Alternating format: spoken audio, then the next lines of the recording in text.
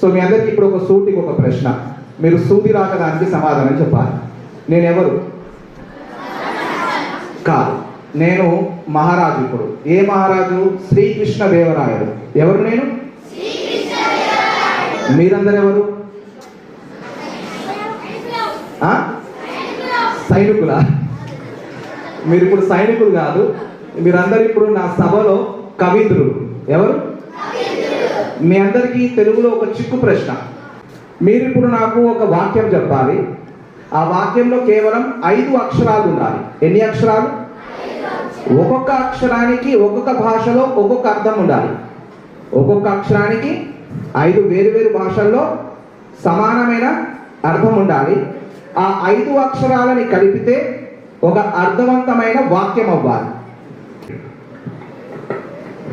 ఈ సభలో నా చిక్కు ప్రశ్నకి సమాధానం చెప్పే కవీంద్రులు లేడా? నేనున్నాను మహారాజా, రండి.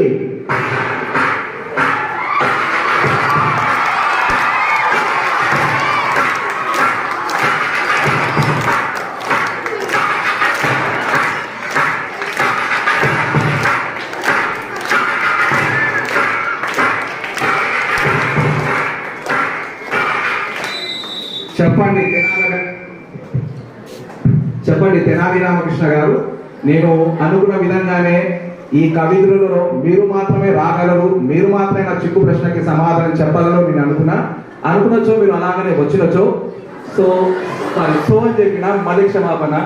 కావున మీరు నా చిక్కు ప్రశ్నకి సమాధానం చెప్పగలని కోరుతున్నా. మహారాజా, నిన్న మీరు అడిగిన ప్రశ్నకు నేను ఎంతగానో ఆలోచించాను. అయితే నిన్న రాత్రి మా బామ్మర్ది గారు నన్ను భోజనానికి ఆహ్వానించడం జరిగింది.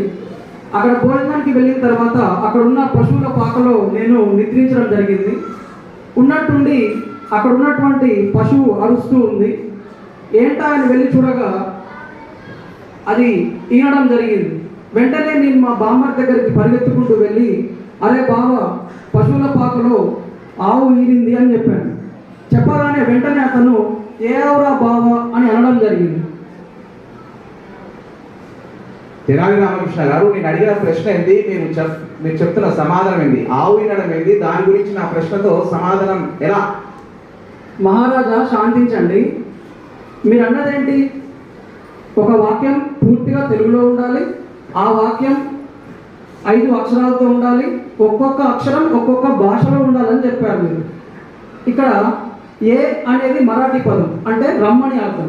ఆవ్ అంటే హిందీలో రమ్మని అర్థం. రా అంటే తెలుగులో రమ్మని అర్థం. బా అంటే కన్నడ భాషలో రమ్మని అర్థం.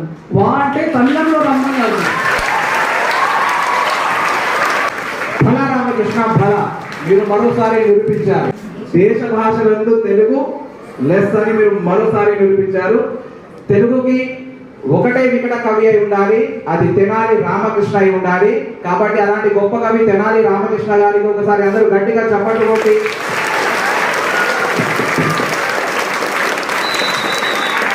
ఈ చిన్న ఉపన్యాసం ఏదైతుందో ఇది నా గురించో శరసాల గురించో కాదు.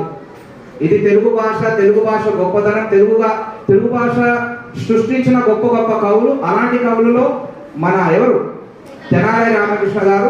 అలాంటి కవుల గురించి మనం ఈరోజు గుర్తు చేసుకున్నందుకు, నాకు ఈ అవకాశం దొరికినందుకు